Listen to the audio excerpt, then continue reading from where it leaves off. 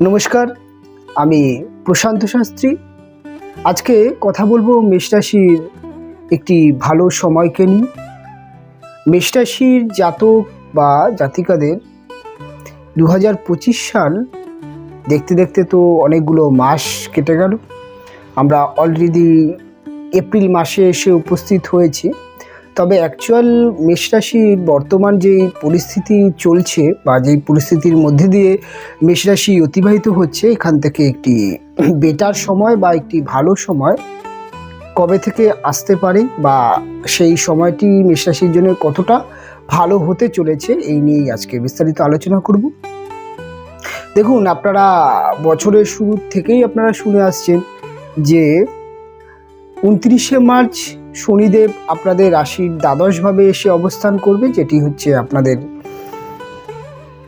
জন্যে 7.5 স্টার্ট হচ্ছে এবং অলরেডি আপনাদের মার্চ মাস অর্থাৎ 29শে মার্চ থেকে শনির 7.5 স্টার্ট হয়ে গেছে। 7.5 স্টার্ট হওয়ার সাথে সাথেই মেষ রাশির ব্যক্তিরা অনেকটাই কিন্তু মানসিকভাবে একটা ফ্রাস্ট্রেশন বা দুশ্চিন্তায় কিন্তু ভুগছেন যে 7.5 তাদেরকে কতটা বা কি নাই কি একটা সমস্যা করে দেবে। তবে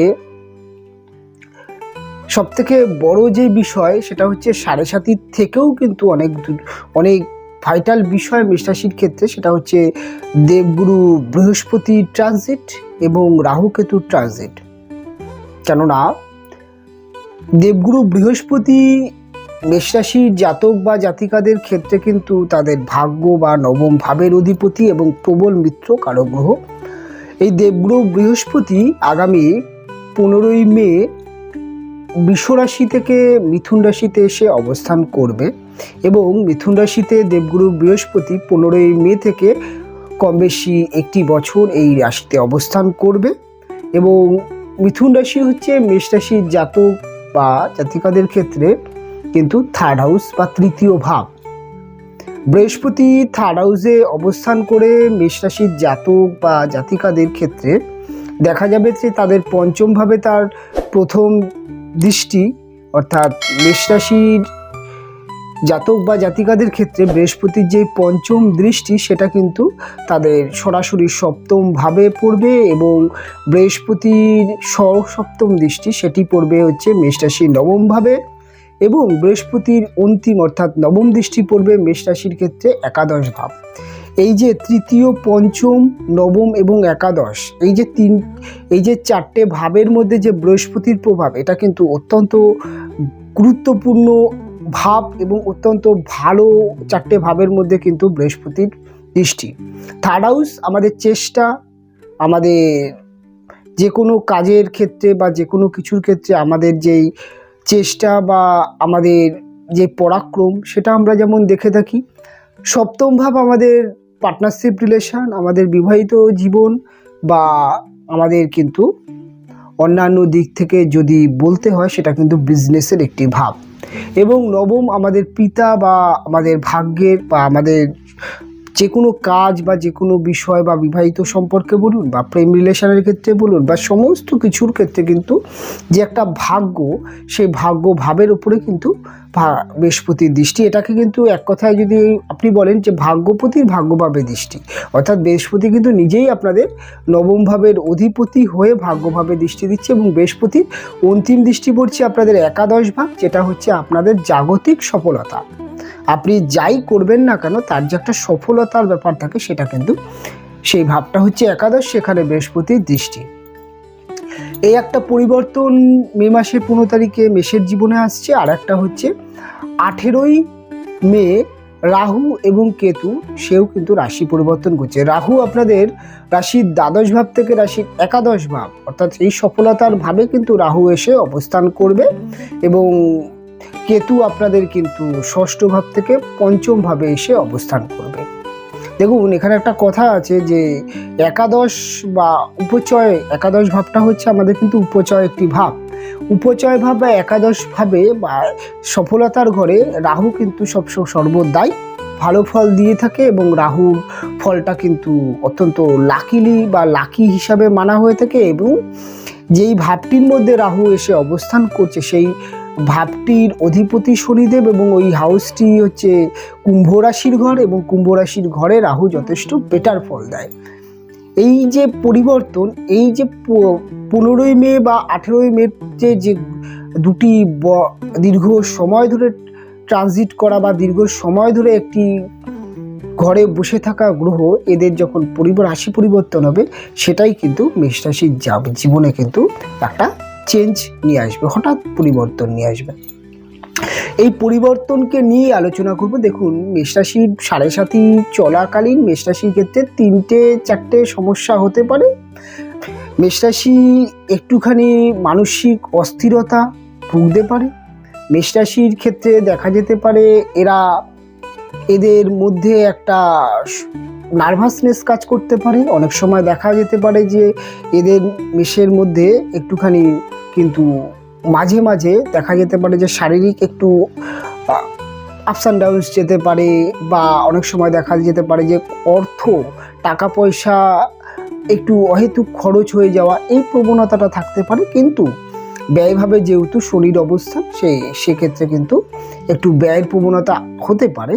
তবে ব্যয় যখন হচ্ছে তখন কিন্তু আয়ের উৎস যদি ঠিকঠাক থাকে তাহলে ব্যয়টা কিন্তু অতটা ব্যয় হয় না, সেটাই মেষের জীবনে ঘটবে।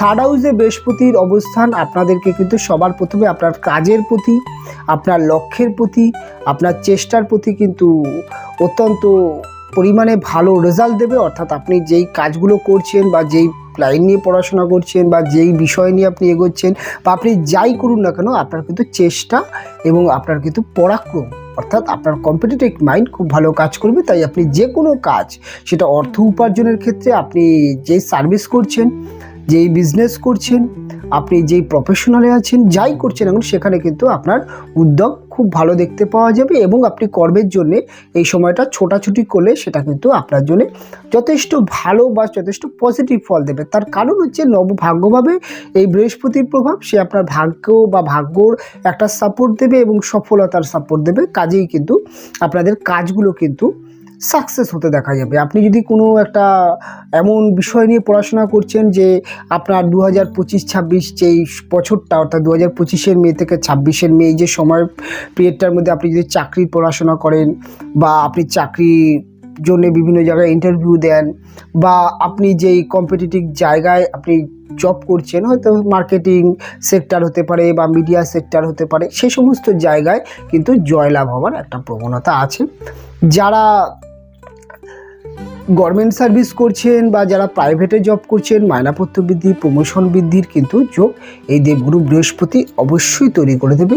এবং 3rd হাউসে বৃহস্পতির অবস্থান, আপনাদের 7মভাবে দৃষ্টি, এটা কিন্তু আপনার যিনি পাউন্স অর্থাৎ দম্পতি যিনি আছেন, তার কিন্তু কর্মজীবনে উন্নতির একটা জায়গা দেখা যেতে পারে। অর্থাৎ আপনার হাজবেন্ড বা আপনার ওয়াইফ, তারও কর্মজীবন বা তার কেরিয়ার, তিনি চাকরি করুন বা ব্যবসা করুন, তারও কিন্তু একটা উন্নতি দেখতে পাওয়া যাবে। আপনার হাজবেন্ড বা আপনার ওয়াইফের যদি শারীরিক কোনো সমস্যা থাকে বা তিনি যদি শারীরিকভাবে একটুখানি দুর্বল থাকেন, সেই জায়গাটাও কিন্তু তার উন্নতি দেখতে পাওয়া যাবে।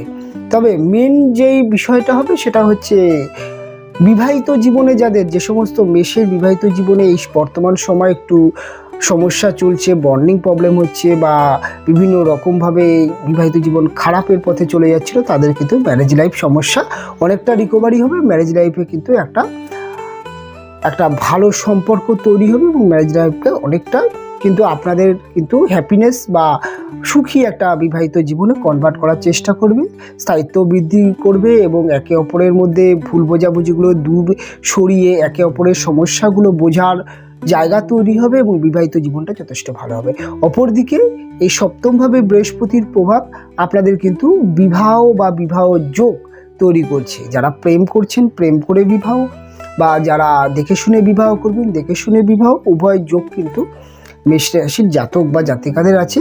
এবং এই যে যোগটি, এটা খুব স্ট্রং যোগ, কেননা 7ম, 9ম, একাদশ এই 3টে ভাবকে কিন্তু বিবাহের ভাগ্য বা বিবাহের সফলতা, অর্থাৎ আমরা তো সপ্তম থেকে বিবাহ, নবম থেকে আমরা ভাগ্য এবং একাদশ থেকে সফলতা, এই তিনটে ভাবের মধ্যে যখন বৃহস্পতির দৃষ্টি এবং থার্ড হাউসে বৃহস্পতি চেষ্টা করে, আপনি বিবাহের জন্য যদি চেষ্টা করেন, আপনার পরিবারের লোক যদি ভালো চেষ্টা করেন বা যোগাযোগের যেহেতু জায়গা সে থার্ড হাউস, এই থার্ড হাউসে বৃহস্পতি বসে কিন্তু আপনাদের বিবাহের যোগাযোগ নিয়ে আসবে এবং বিবাহর কিন্তু একটা ভালো স্ট্রং যোগ দেখা যাচ্ছে এবং হঠাৎ আপনার বিবাহ হয়ে যেতে পারে। কারণ রাহু এবং বৃহস্পতি একে অপরকে কিন্তু পঞ্চম এবং নবম দৃষ্টি দিচ্ছে। কেন রাহু যেই ভাবটিতে আছে কুম্ভ রাশির করে, ওখান থেকে কিন্তু রাহু কিন্তু তার পঞ্চম দৃষ্টি দিয়ে কিন্তু আপনাদের বৃহস্পতিকে দেখছে থার্ড হাউসে। তাই হঠাৎ বিবাহ হয়ে যাওয়া, হচ্ছে না, সম্বন্ধ কেটে যাচ্ছে, সম্বন্ধ আসছে না, হঠাৎ একটি সম্বন্ধ আসলো, সে সম্বন্ধ থেকে বিয়ে হয়ে যাওয়া, এই যোগটা আছে। প্রেম থেকে বিবাহ কনভার্ট,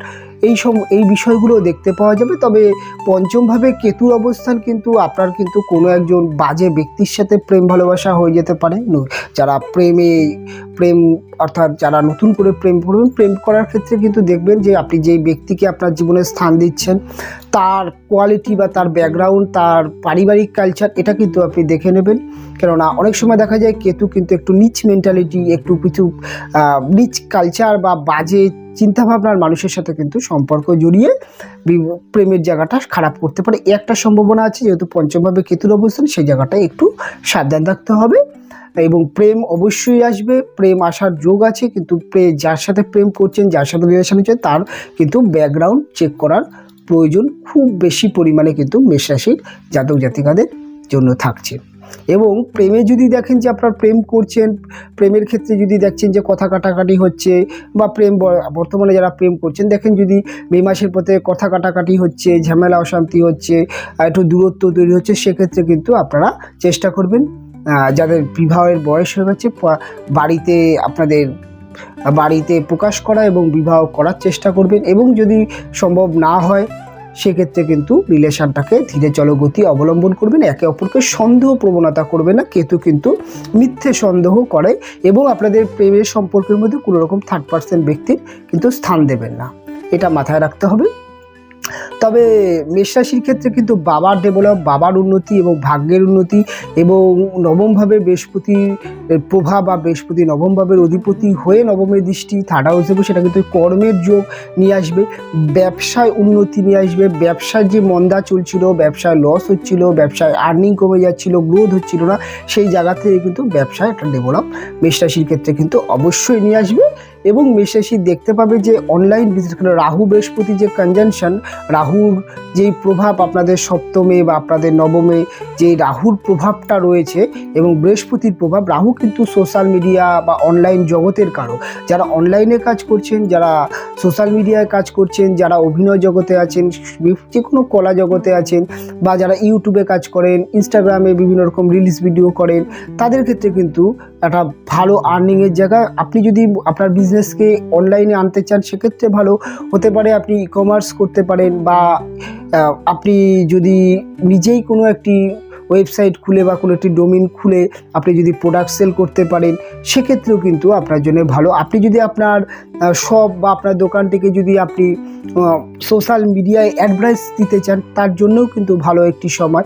এবং আপনি যদি আজকাল তো ব্লগারদের একটি জামানা বা একটা যুগ আসছে, সেক্ষেত্রে কিন্তু আপনি সেই ধরনের কাজে যদি আপনার বিজনেসকে আপনি যদি বুস্ট করতে চান, তাহলে কিন্তু বিজনেস কিন্তু ভালো বুস্ট হবে, ভালো পরিচিতি লেভেল আসবে। এটা কিন্তু দেখতে পাওয়া যাবে মেষ রাশির জাতক বা জাতিকাদের ক্ষেত্রে।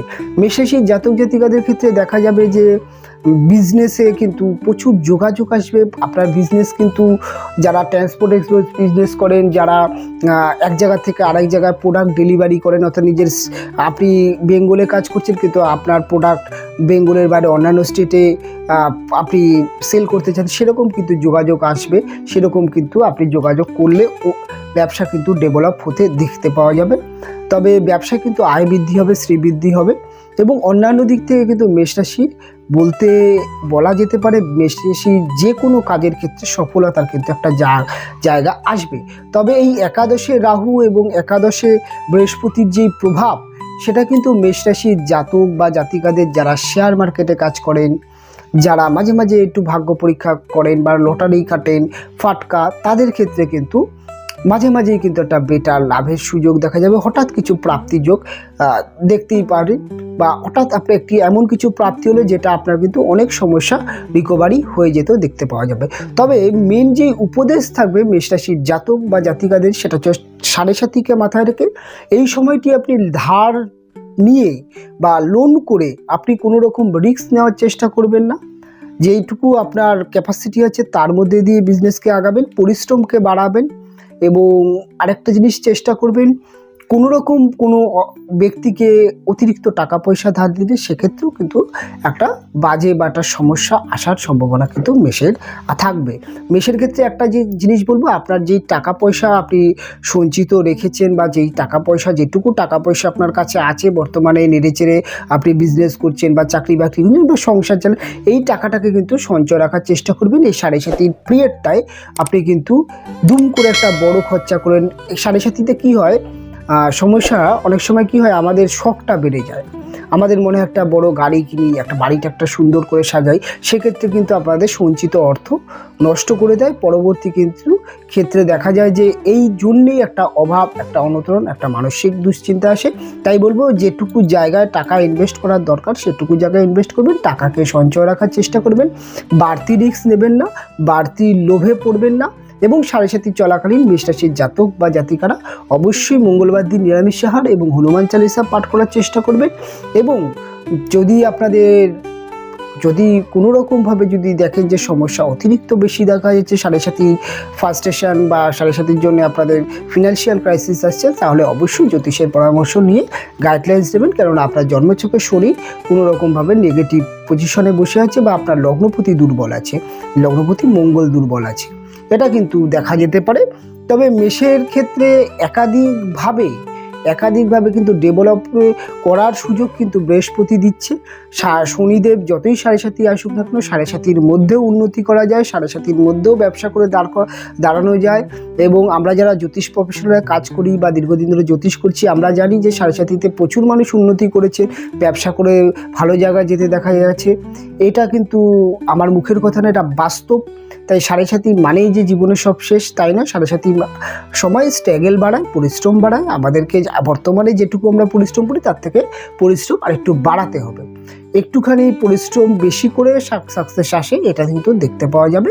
তবে দুশ্চিন্তা করার কোনো বিষয় নেই। অবশ্যই বলবো মেষ রাশির অনেক ভালো সময় আছে, সুযোগগুলোকে কাজে লাগানোর চেষ্টা করুন, এবং শরীর স্বাস্থ্য মানসিক সমস্ত দিক থেকে একটা কিন্তু ভালো সময় আসছে।